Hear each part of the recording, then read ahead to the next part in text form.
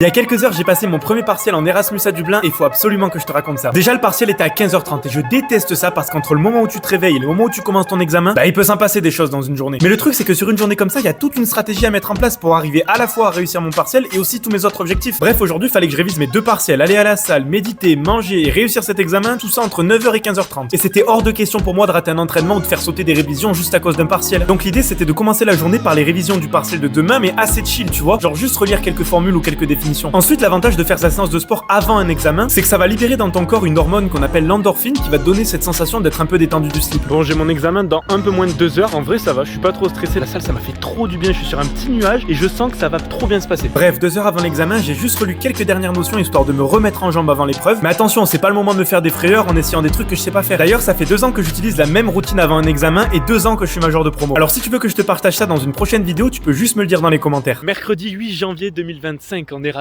à Dublin, je sors de mon premier partiel, je l'ai tué. Oh, je l'ai démonté le partiel, je suis trop fait, ça me met trop dans un bon mood pour la suite. Là, j'ai regardé la première question et là, je vois que c'est la même que dans les années précédentes. Oh, ça m'a refait vraiment. Bref, c'était le 50e jour de ma vie d'étudiant en Erasmus à Dublin, alors abonne-toi.